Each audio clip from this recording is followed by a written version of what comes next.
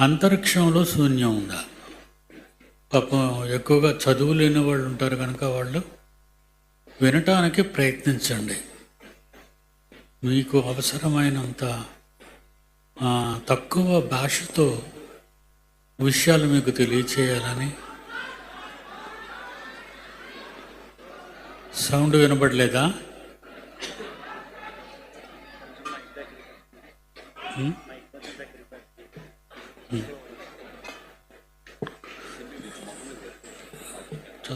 చదువుకోవాలి కదా.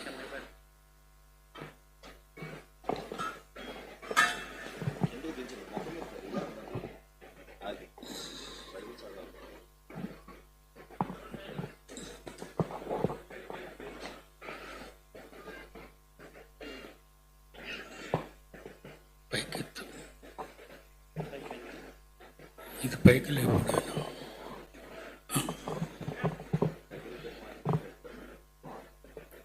Hello, mic test. Hello, కొంచెం పైకి లేకున్నాను.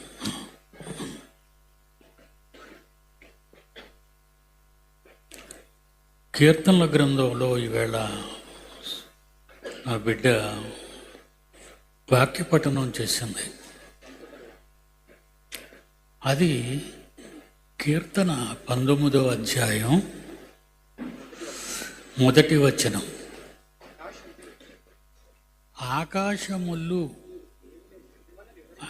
ఆకాశములు అనగానే మనకు తెలిసింది ఒకటే ఆకాశం, అంతే కదా. మనం చూస్తున్నది ఒక ఆకాశాన్నే చూస్తున్నాం. అది లోపలికి వెళ్ళటం లేదు, మనం పైనే చూసేస్తున్నాం. నక్షత్రాలు కనబడుతున్నాయి, గ్రహాలు కూడా అప్పుడప్పుడు కనబడుతుంటాయి.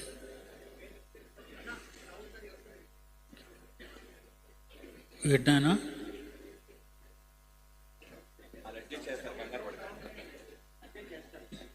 నాయనా, నాకు పచ్చకామెర్ల వ్యాధితో బాధపడుతున్నాను, అయినా మీతో మాట్లాడాలని వచ్చాను. గట్టిగా మాట్లాడాలంటే మాట్లాడలేను. కనుక దేవుడు పిల్లలారా, ఆకాశములు అన్నాడు.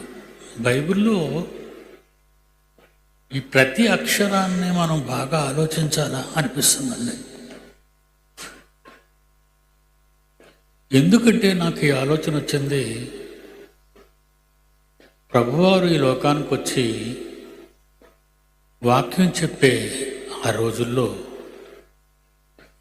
నా నోట నుండి వచ్చే మాటలలో ఒక సున్నైనా పొల్లైనా తప్పిపోదు.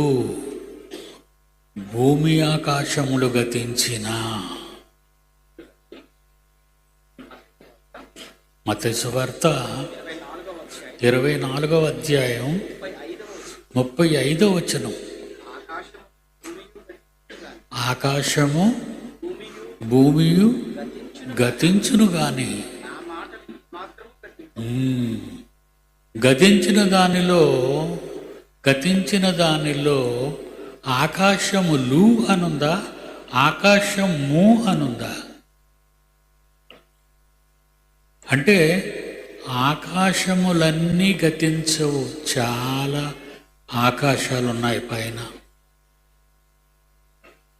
చూసారా, ఒక మాటలో మనం చదువుకెళ్ళిపోతాం టపటపటపటపటపటపటపని. ఆకాశములు ఇందాకెక్కడన్నాడు? ఆకాశములు దేవుని మహిమను వివరించుచున్నవి. ఈ ఆకాశము యేసుప్రభు నోటంటొచ్చే ఆకాశములు కాదు, మానవులున్న లోకముకున్న ఒకే ఒక ఆకాశం.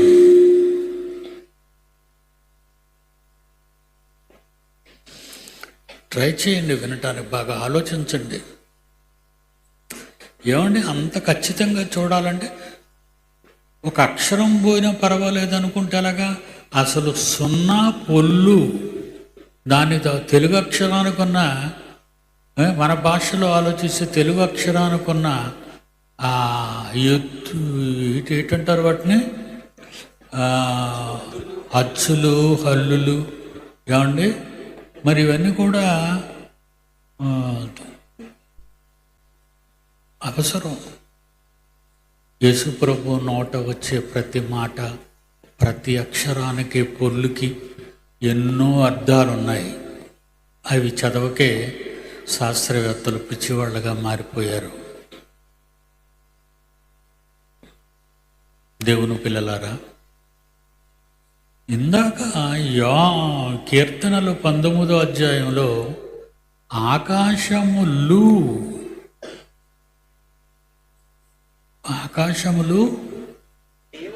దేవుని మహిమను వివరించుచున్నవి. ఆకాశములన్నీ దేవుని మహిమను వివరించాలి. నాశనం అయిపోయేది మాత్రం మనుష్యులున్న ఆకాశం. అంటే మనం పైకి కనబడుతుందే నక్షత్రాలతో, అది పోద్ది. ఆకాశములు ఎన్నున్నాయి. తండ్రి అంటున్నాడు, దావీదు గారు కానీ సొలొమోన్ రాజు గారు కానీ అతనికి ఇల్లు కట్టాలనుకుంటారు, దేవాలయ నిర్మాణం. అప్పుడు ఆయన అన్నమాట ఏంటో తెలుసు కదా మీకు?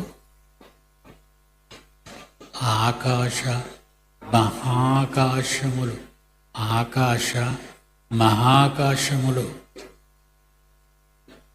పట్టజాలని ఆకాశములు, మహాకాశములు. మళ్ళీ ఇక్కడికి రాగానే మహాకాశాలు ఉన్నాయా అంటే మన ఆకాశం చాలా చిన్నది.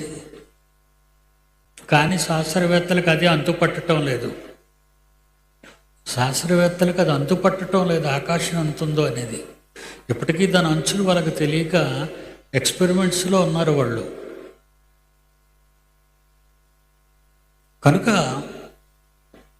ఆకాశము అంటే మనమున్న భూమిపై ఉన్న ఆకాశము, ఆకాశములు అంటే దీనిపైన ఉన్న ఆకాశములు, ఇంకా మహాకాశములు. దేవుడు ఏది అనవసరంగా ఏ పదాలను ఉపయోగించడు. దేవుడు ఏ పదాలు అనవసరంగా ఉపయోగించడు. మనం అయితే మాటల్లో ఎన్నో తప్పులు జారిపోతూ ఉంటాయి.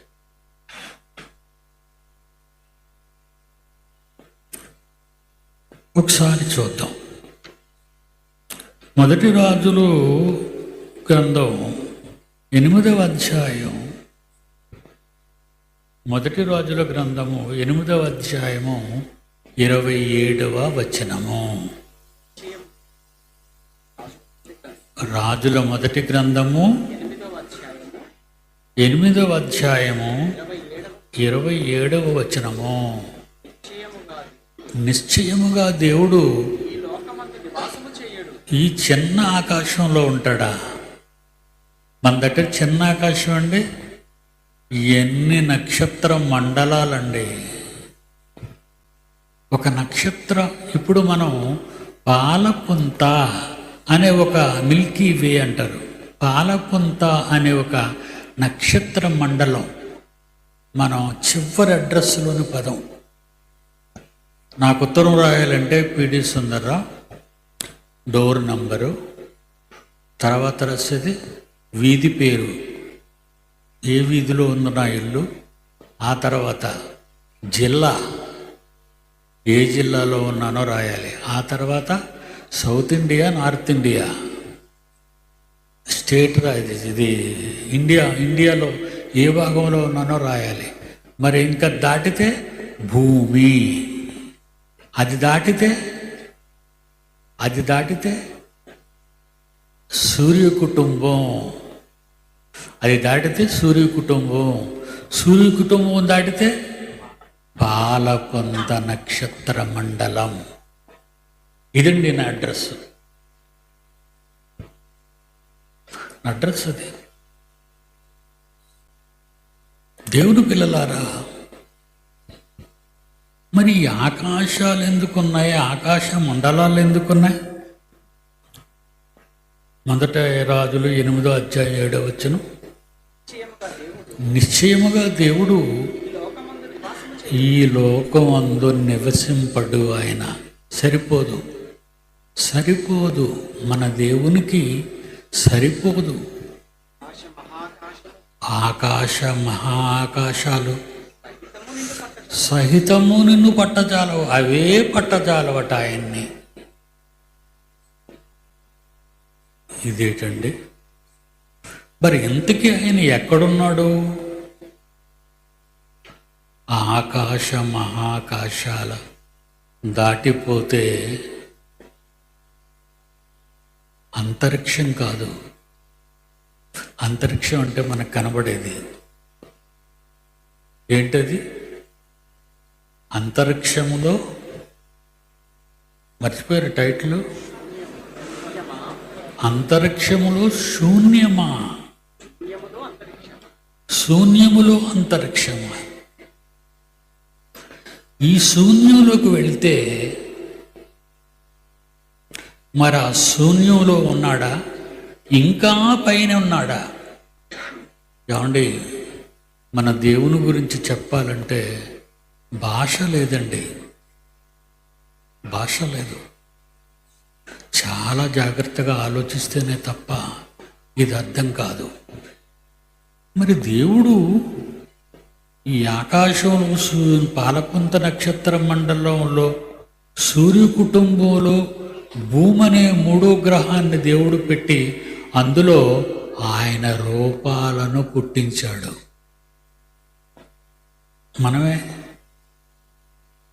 మనమేనండి. మీరు ఎంతటి వారో, ఎంత గొప్పవారో మీకు అసలు అర్థం కావటం లేదు. మనం చాలా ఈజీగా తీసుకుంటున్నాం ఈ జీవితం గురించి. బైబిల్ చెప్తున్నాను నేను, బైబిల్లో లేనిది ఏమి చెప్పటం లేదు. అందుకే ఎవరితోని ఓడిపోను. గెలుస్తానే తప్ప, ఓడిస్తానే తప్ప ఎవరి చేతిలో, ఈ లోక జ్ఞానుల చేతిలో ఓడిపోను. దేవుని మాటికి చప్పట్లు కొట్టుకోండి. నాకు అసలే చిరాకు. వద్దు, మాటికి ఎందుకరా? ఇందాక బాగా కొట్టారు చెయ్యి పీకినంత వరకు. ఇప్పుడు వినండి. విజిల్స్ అయ్యి వేస్తే ఏమనుకుంటారండి? కొత్త సినిమా రిలీజు, హీరో చూసి విజిల్స్ వేస్తున్నారు. వద్దండి, అది మంచి సంస్కారం కాదు. దేవుని పిల్లలారా, అంత పెద్ద మనం అనుకున్న ఈ ఆకాశం పెద్దదనుకుంటే ఆ ఆకాశం మీద ఆకాశాలు ఉన్నాయి. ఆ ఆకాశాల మీద ఆకాశ మహాకాశాలు ఉన్నాయి. మరి దేవుడు ఆకాశ మహాకాశాల్లో ఉండను అన్నాడు. చూడండి, ఇప్పుడు చదివారు కదా. రాజుల మొదటి గ్రంథం 8వ అధ్యాయము 27వ వచనం. నిత్యముగా దేవుడు ఈ లోకముందు నివాసం చేయుడు. ఆకాశ మహాకాశములు సైతము ఆయన్ని పట్టజాలవు. అంటే ఏటండి ఆ రూపం? మన డాడీ అండి ఆయన. ఎవరనుకుంటున్నారు ఆయన్ని? మై లవ్లీ ఫాదర్, నాకిష్టమైన తండ్రి, నన్ను కోరుకుని పుట్టించిన తండ్రి, నన్ను పుట్టించి దేవుని కొరకు నడిపించిన తండ్రి. ఆ తండ్రి నాకు ఎల్లప్పుడూ ఉన్నాడు. ఎప్పుడు ఎలా ఉన్నాడు మీరు అడగలేరు, మనం అడగకూడదు. ఎందుకంటే కొన్ని సంగతులు ఇప్పుడు మనం చెప్పినా మీకు అర్థం కావు. మరి శాస్త్ర రీతిలో ఈ ఆకాశం గురించి ఆలోచించాలంటే వాళ్ళ బాబోయ్, వాళ్ళ లెక్కలు, వాళ్ళ గొడవలు అస్సలు మనకు అర్థం కావు. అవి మనకు అస్సలు అర్థం కావు. కనుక ఇదంతా ఈ మహాకాశాలు, ఆకాశం కిందన ఒకే ఒక ఆకాశం. ఆ ఆకాశంలో సూర్యకుడు పాలపుంత నక్షత్ర మండలం, పాలపుంత నక్షత్ర మండలంలో ఒక సూర్య కుటుంబంలో సూర్యునికి 3వ గ్రహం నవగ్రహాలు, అందులో 3వ గ్రహం మన భూమి. ఆ భూమి మీద ఉన్నది ఎవరు? సాక్షాత్తు సర్వేశ్వరుని ప్రతిరూపాలు. మన రూపం ఎవరిది అనుకున్నారు? దేవునిది. చూసారా, ఇప్పుడు మరణించిన వారు అక్కడే ఉన్నారు. ప్రస్తుతానికి మాత్రం పరదేశంలో ఉన్న, తర్వాత వెళ్ళేది యేసు, వచ్చిన తర్వాత వెళ్ళేది యేసును పంపుతాడు. నా పిల్లలను తీసుకొచ్చి అని ఇక్కడికే, ఈ ఆకాశానికే వస్తాడు క్రీస్తు యేసు. అప్పుడు మనం రెడీ అయిపోవాలి. మన తండ్రి అంటే మనకు ప్రేమ కదా. మన తండ్రి దగ్గరికి వెళ్ళడం మనకు చాలా ఇష్టమై ఉండాలి. మన హృదయంలో ఆయన ప్రతిష్ఠించుకోవాలి. ఏదో పాట పాడి, ప్రార్థన చేసి, పాటలు పాడి, డప్పులు కొడితే అయిపోదు. మహాజ్ఞానాన్ని మీరు ఉగ్గుపాలతో సేవించాలి. అప్పుడు మీకు అర్థమవుతుంది. చిన్ననాటి నుండి చదవాలి బైబిల్. చిన్ననాటి నుండి చదివేవాడిని. రోజుకి 100 అధ్యాయాలు చదివేవాడిని. మళ్ళా చదివి మళ్ళా చదివి మళ్ళా చదివి మళ్ళా చదివి మళ్ళా చదివి, అక్షరానికి కాదు పొల్లుకు కూడా. అమ్మో, భూమి ఆకాశాలు గతించిపోయినా గతించిపోవచ్చును కానీ నా నోట నుంచి వచ్చు నా మాటలు గతించవు. దేవుని పిల్లలారా, మన కోసం ఇంతకిప్పుడు మనం నోట్ చేసుకోవలసింది ఉన్నది. ప్రజెంట్ సిచ్యుయేషన్ ఏంటంటే, ఎందుకు అన్నిటికంటే చిన్నది ఈ ఆకాశం. ఈ ఆకాశం గురించి మనం ఆలోచించుకుంటే, ఇది ఆకాశాలన్నిటికంటే చిన్నదైనా మానవులకు ఈ ఆకాశం అంతుపట్టడం లేదు. ఈ ఆకాశమే మానవులకు అంతుపట్టకపోతే మిగతా ఆకాశాల గురించి దేవుడు దివ్య గ్రంథంలో రాశాడు. అందుకే దేవుడు దివ్య గ్రంథంలో రాశాడు. మళ్ళా మన పాఠ్యభాగానికి వెళదాం. 19 కీర్తనల గ్రంథం, మొదటి వచనం. ఆకాశములు, ఒక ఆకాశం కాదు, ఆకాశములు అంటే ఈ ఆకాశంతో మిగిలిన ఆకాశాలు కూడా కనెక్ట్ అయి ఉన్నాయా? ఏమండి, మా స్టేజ్ మీద 2 లైట్లు వెలుగుతున్నాయి, కానీ ఈ లైట్లతో పాటు ఇందులో ఉన్న ట్యూబులన్నీ వెలుగుతున్నాయి, బయట లైట్లన్నీ వెలుగుతున్నాయి. ఏమండి, మేము మాట్లాడుకున్న దగ్గర ఒక లైట్ ఉంటే చాలంటే అవుతుందా? మేమే మీ రాక కోసం ఎదురు చూస్తూ మీరు హ్యాపీగా ఉండాలని రోడ్లమయం అంతా కూడా వెలుతురుమయం చేశాం. మీరు హ్యాపీగా రావాలి, హ్యాపీగా ఉండాలి. కనుక దేవుడు ఈ ఆకాశంతో మిగిలిన ఆకాశాలన్నీ కూడా కనెక్ట్ అయి ఉన్నాయి. కనెక్ట్ అయి ఉన్న ఈ ఆకాశాలన్నీ గతించవు, ఒకటే గతిస్తుంది. ఈ ఆకాశమును భూమి గతించిపోతాయి. ఇక్కడ చూద్దాం. ఇప్పుడు ఇందాక 19వ అధ్యాయం కీర్తనల గ్రంథం 19వ అధ్యాయంలో ఏమండి, కీర్తన గ్రంథం 19వ అధ్యాయం మొదటి వచనం. ఆకాశములు దేవుని మహిమను వివరించుచును. అంటే ఈ ఆకాశంలో ఉన్న నక్షత్ర మండలాలే కాదు, ఈ ఆకాశంలో ఉన్న నక్షత్ర మండలాలే కాదు,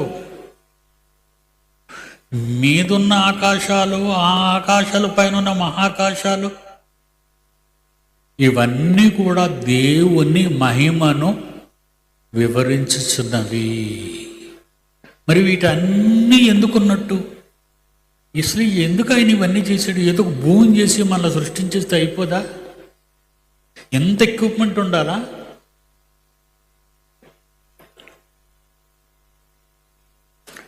అక్కడక్కడ ఎలక్ట్రిసిటీ బోర్డు వాళ్ళు పెద్ద పెద్ద ట్రాన్స్ఫార్మర్లు పెట్టి main lines, heavy lines run చేసి ఇండియా అంతా తిరుగుతున్న ఆల్ కరెంట్ ట్రైన్స్ అన్నిటికీ కూడా సప్లై ఇస్తారండి వాళ్ళు. అది ఒరిస్సాలో ఎంటర్ అయిందనుకోండి, ఒరిస్సా వాళ్ళు ఇవ్వడం కరెంటు ప్రారంభిస్తారు. తెలుసా అండి? అది అక్కడి నుంచి వెస్ట్ బెంగాల్ వెళ్ళిందనుకోండి, వెస్ట్ బెంగాల్లో ఉన్న ఎలక్ట్రికల్ పవర్ వాళ్ళు పవర్ ఇస్తారు. ఇలాగ ఇండియా అంతా కాశ్మీర్ నుండి కన్యాకుమారి వరకు తిరిగే ప్రతి ట్రైన్కి పవర్ సప్లై ఆయా స్టేట్లో ఉన్నవాళ్ళు ఇవ్వాలి. పొరపాటున విశాఖపట్నం అంటే ఆంధ్రప్రదేశ్లో ట్రైన్ ఎంటర్ అయింది అనగానే పవర్ కానీ ఆంధ్ర వాళ్ళు ఇవ్వలేదనుకోండి, ట్రైన్ అక్కడితో ఆగిపోద్ది, ఎలక్ట్రికల్ ట్రైన్. అయితే ఇండియాలో ఉన్న స్టేట్స్లో ఉన్నటువంటి పెద్ద పెద్ద పవర్ సప్లై స్టేషన్స్ వాళ్ళు ఇవ్వాలి. ఎప్పుడు 24 hours పవర్ ఇస్తే కానీ ట్రైన్లు, బళ్ళు, రైలు చక్రాలు తిరగవు. అలాగే భూమి ఒక్కటి సురక్షితంగా ఎందుకు ఉండాలని దేవుడు అనుకున్నాడు? మనం ఉన్నాం గనక. మనం అంటే సాక్షాత్తు దైవ స్వరూపాలైన దేవుని పోలిన మనుష్యులం, కుమారులం, మనమంతా దేవుళ్ళం. దాని కొరకు ఎంత పెద్ద భారీ సెట్టింగ్ వేశాడో చూసారా దేవుడు? ఎంత పెద్ద సెట్టింగ్ ఇది! అసలు అంతరిక్షంలోకి వెళ్ళి కేవలం చంద్రుడి దగ్గరికి వెళ్ళి అంతరిక్షంలోకి వెళ్ళి అక్కడ ఉండిపోయింది పాపం సునీత విలియం. ఇప్పుడు అన్నిటికంటే దగ్గర అదే కదండి మనకి. ఇప్పుడు వాళ్ళిద్దరిని తీసుకురావడానికి నానా బాధలు పడుతున్నారు నాసా వాళ్ళు. కనెక్షను తెగిపోయింది. వస్తారో రారో తెలీదు, వస్తారని చెప్తున్నారు వాళ్ళు. అందాక అదే నమ్ముదాం. దేవుని పిల్లలారా, మన కోసం మన కన్న తండ్రి ఇంత పెద్ద పందిరి వేశాడా? ఇంత భారీ సెట్టింగ్ నిర్మించాడా? ఎందుకు నిర్మించాడు? నీవు ఆయనకు కావాలి. నీవు ఆయనకు కావాలి. నీ మీద ఆయనకి ఇష్టం లేదనుకో, ఒక్క క్షణం వదిలేస్తే చాలు, ఇవన్నీ తెగిపోతాయి. ఇకపోతే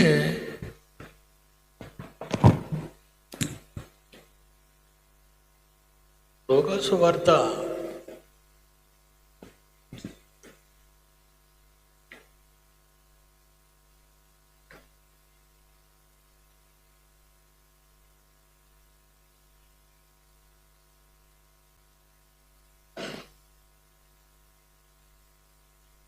21వ అధ్యాయం 26వ వచనం చూడండి. లోకాసు వార్త 21వ అధ్యాయం 26వ వచనం. ఆకాశమందలి శక్తుల పవర్స్. మనం ఏం కాకుండా చదువుకొని వెళ్ళిపోతాం, అంతే కదా? ఆకాశంలో ఏమున్నాయట? శక్తులు. ఆకాశమందలి శక్తులు కదలింపబడతాయి. భూమి మీద ఉన్న ఈ ఆకాశానికే శక్తులు పవర్ లేకుండా అయిపోతే శక్తులు కదిలింపబడతాయి. ఎప్పుడైతే ఈ ఆకాశంలో ఉన్న పవర్స్ కదిలాయో ఏం జరుగుతుందో కింద రాస్తున్నాడు చూడండి. లోకము మీదికి రాబోచున్న వాటి విషయమై భయము కలిగి మనుషులు ఎదురు చూచుచు ధైర్యం చెడిపోయి కూలిపోతారట. ఏమంటే ప్రతి ఏడాది లాస్ ఏంజల్స్లో ఫైర్ ప్రమాదం జరుగుతుందండి ప్రతి ఏడాది. ఈసారి అగ్నిమాపక శిలలట. హాలీవుడ్ మొత్తం పోయిందండి. ఆస్కార్ అవార్డు ఇలాంటి పెద్ద ఆడిటోరియం కాలిపోయిందండి. హాలీవుడ్ అగ్రనటులు అందరి ఇల్లులు తగలడిపోతున్నాయండి. ఇకపోతే China, Europe countries, Asian countries, మంచు అండి, మంచు, ఇంట్లో నుంచి బయటికి రాలేరు. ఈ కాలం చలి తీవ్రంగా ఉంటుంది. ఎందుకంటే బొమ్మ పోయింది.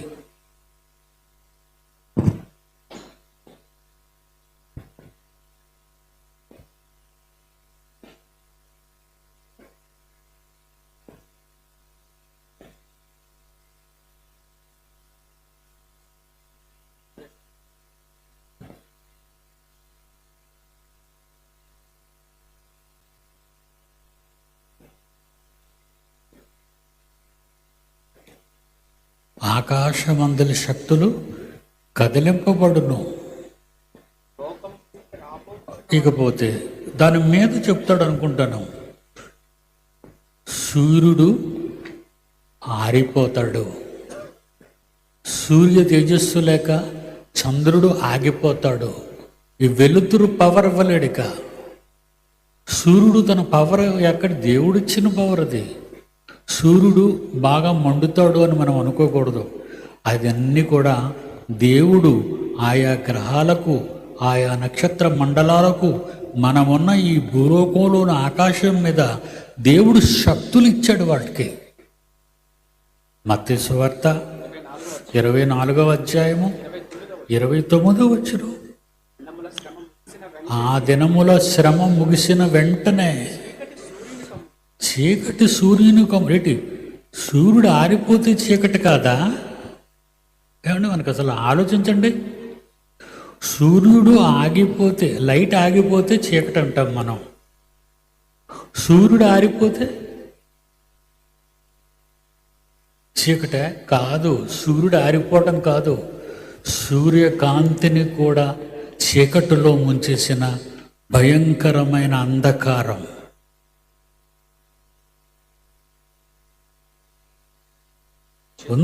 ఉంది పైన. చంద్రుడు కాంతినివ్వడు. ఆకాశము నుండి నక్షత్రాలు అంటే ఇప్పుడు ఎలక్ట్రోమాగ్నెటిక్ పవర్ ద్వారా దేని మీద ఆధారపడకుండా మధ్యలో అలా శూన్యంలో అలాగా, అంతరిక్షంలో అలాగా ఆడుతున్నాయి నక్షత్రాలు. ఏమండి, ఆకాశమందలి శక్తులు కదిలింపబడితే,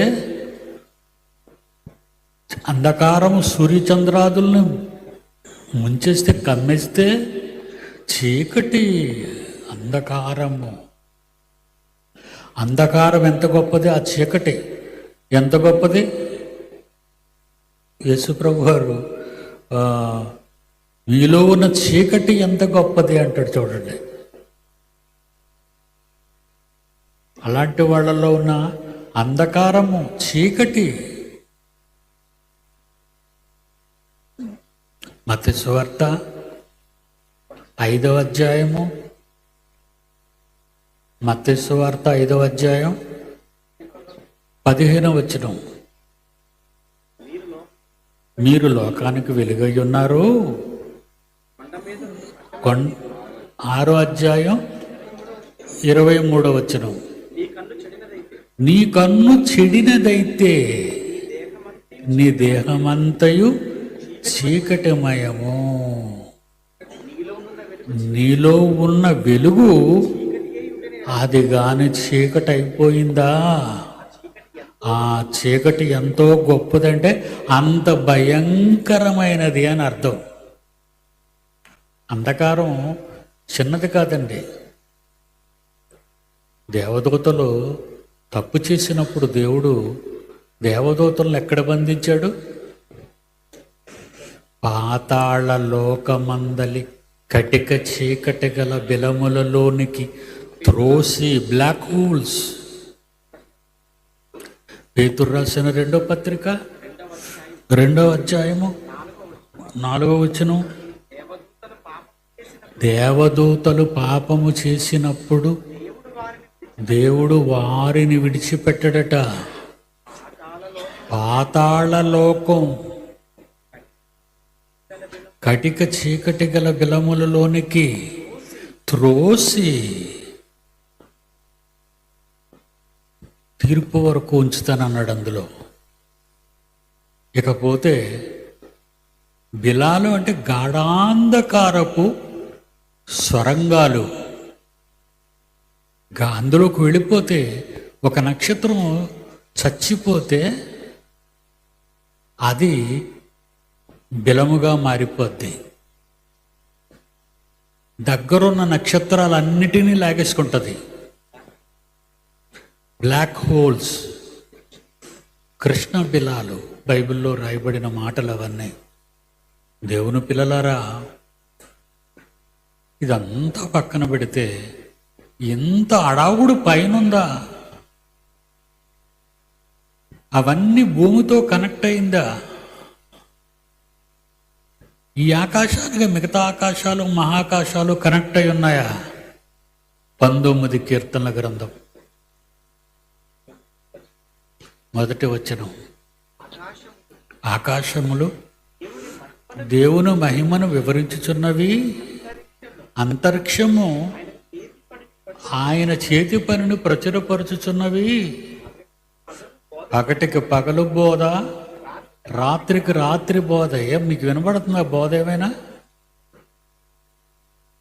పగటికి పగలు ఆ బోధ నాకు అర్థమైందండి. నేను విన్నాను కనుక వాటి గురించి చెప్తున్నాను.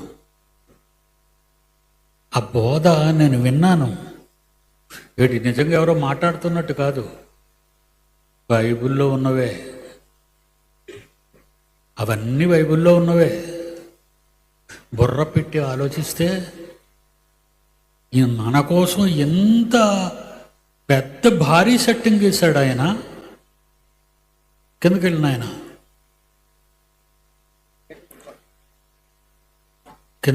కిందకి రా. రాత్రికి రాత్రి జ్ఞానము తెలుపుచున్నవి అవి. వాటికి భాష లేదు, మాటలు లేవు, వాటి స్వరం వినబడదు. ఇక్కడ ఆగండి. వాటి కొలనూలు భూమి అంతటా వ్యాపించి ఉన్నది. అంటే టోటల్ ఈ భారీ సెట్టింగ్ అంతా కూడా మన ఈ సూర్య కుటుంబంలో, మన ఈ పాలపుంత్ర నక్షత్ర మండలంలో, మన ఈ ఆకాశంలో, ఆకాశ మహాకాశాలు కొలగానివ్వండి, తర్వాత వాటిపైనున్న దేవుడు ఉండవలసిన చోటు ఎక్కడుందో మనకు తెలియకపోయినా ఆ మహాకాశాలు కానివ్వండి, ఇవన్నీ కూడా దేవుణ్ణి పట్టజాలవు. అందువలన అతి సామాన్యమైనటువంటి మట్టిలో నుంచి పుట్టిన మనల్ని మట్టి బొమ్మలుగా చేసి జీవం పోసి బ్రతికించాడే దేవుడు మన కోసం ఇంత మహా కార్యక్రమాన్ని దేవుడు చేశాడు. వాటి కొలనూలు, ఆకాశ మహాకాశాల కొలనూలు, ఆకాశ మహాకాశాల కొలనూలు భూమి అంతటా వ్యాపించుచున్నది. టోటల్ వాటి పవర్ అంతా కూడా భూమి మీదకి వచ్చింది. అక్కడ మాత్రం జాగ్రత్తగా నిలబడాలి మీరు. ఏమండి? వాటి కొలనూలు మీద ఉన్నట్టు వాటి తాలూకా పవర్స్ అన్నీ కూడా భూమి మీదకి వచ్చేసాయట. వాటి కొలనూలు భూమిలో ఎక్కడికో వ్యాపించలేదు, భూమి అంతటా వ్యాపించాయి. ఎందుకబ్బా? ఎందుకు? మన కోసం. దేవా, ఇంత గొప్ప భారీ నిర్మాణం మా కోసమే చేశారా? అవును నాయనా, ఇవన్నీ నీ పిల్లలకు చెప్పాలి. నాకు జ్ఞానోదయం కలిగించు. నేను ఎప్పుడు దేవుణ్ణి అడుగుతానండి, నా పిల్లలకి ఇంతవరకు ప్రపంచంలో ఎవరు చెప్పనివి, సకల శాస్త్రాలను మించినది నీ వాక్యం కనుక నీ వాక్యాన్ని నాకు బోధిస్తే ఆ వాక్యాన్ని నా పిల్లలకు నేను తెలియచేస్తాను. ఎందుకంటే నా ఆయుష్కాలం నాకున్న ఆయుష్కాలం 75 ఇప్పుడు. ఇక నేను ఎక్కువగా మాట్లాడను కూడా లేను భవిష్యత్తులో. కనుక ఎంత తొందరగా మీకు చెప్తే అంత తొందరగా మీరు జ్ఞానవంతులుగా మారిపోతారని నా కోరిక. దేవుణ్ణి ఎప్పుడు అడుగుతాను, దేవా నేను నా పిల్లలు, మేము నీవు నీ పిల్లలం, మనదొక కుటుంబం, మనది ఒక కుటుంబం. ఎలాగ చెప్పగలను? దేవుడు మన కుటుంబాలతో ఏమన్నాడో తెలుసా? ఏమండి, పత్రికలు పౌలు రాసిన పత్రికల్లో ఎఫ్సి పత్రిక 3వ అధ్యాయము 14వ వచనం, ఎఫ్సి పత్రిక 3వ అధ్యాయము 14వ వచనం, ఈ హేతువు చేత, జాగ్రత్తగా వినండి, ఈ హేతువు చేత పరలోకమునందును భూమి మీదను, పరలోకమందున్నది ఎవరు? దేవుని కుటుంబం. ఇంకెవరు లేరు అక్కడ. దేవదూతలు, సర్వెంట్స్, వాళ్ళు సర్వెంట్స్. కుటుంబం వాళ్ళని కుటుంబం అని పిలవలేము. మన ఇంట్లో పని వాళ్ళని మా కుటుంబం అని అనం కదా. ఏమన్నాడు ఆయన? పరలోకమునందును భూమి మీదను ఉన్న ప్రతి కుటుంబము, పరలోకమందు దేవుని కుటుంబం, భూమి మీద మాత్రమే మానవ కుటుంబాలు. పరలోకమందు దేవుని కుటుంబము, భూమి మీద మన కుటుంబాలు. చదువు నాయన. భూమి మీదను ఉన్న ఈ కుటుంబము, ఏ తండ్రిని బట్టి మనం కుటుంబం అని పిలువబడుతున్నామో ఆ తండ్రి ఎదుట మోకాళ్ళు నాలి మనం. లేకపోతే ఇంత భారీ నిర్మాణం మన కోసం చేశాడా మా దేవుడు? దేవునికి ఏం తొయ్యదా? దేవునికి ఏం ఆలోచన లేదా? దేవునికి మనలాంటి పనులేమీ లేవా? మన పనులన్నీ పనికిరాని పనులే కదా. స్వార్థపూరితమైన పనులు, పాపముతో కూడిన పనులు, మోసాలతో కూడిన పనులు, దగాతో, హత్యలతో, మానభంగాలతో యావత్తు ప్రపంచం నాశనం వైపు పరుగులు తీస్తుంటే, ప్రపంచంలో దేశాలు మండిపోతుంటే, కొంతకాలానికి తినడానికి కూడా మనకు మెతుకులు కూడా దొరకవంటున్నారు. అంటే వినాశకాలం వస్తుంది. ఏమంటే ఒకప్పుడు సంవత్సరానికో 2-3 సంవత్సరాలకో ఎక్కడో ఒక భూకంపం వచ్చేది. ఇప్పుడు ఏంటండి బాబు, తెల్లవారులకు ఇస్తే భూకంపాలు మళ్ళీ 1-2 సార్లు కాదు, 100 సార్లు ఊగిందంటాడు భూమి. అవునా? ఈ కుటుంబములన్నీ కూడా దేవుని కుటుంబాలు.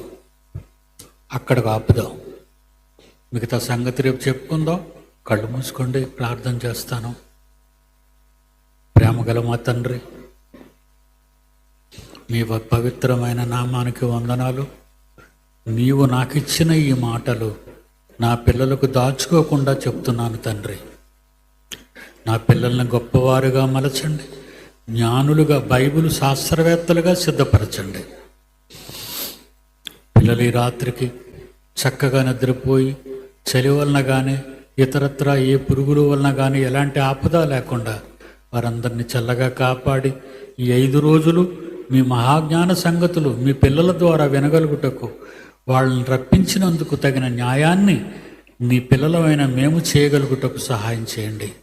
యేసునామాన్ని ప్రార్థన అడుగుచున్నాము తండ్రి, ఆమేన్. మన తండ్రి అయిన దేవుని ప్రేమ, కుమారుడైన యేసుక్రీస్తు వారి కృప, పరిశుద్ధాత్మ దేవుని యొక్క అన్యోన్య సహవాసం సదాకాలం మనందరికీ తోడై ఉండునుగాక. ఆమేన్.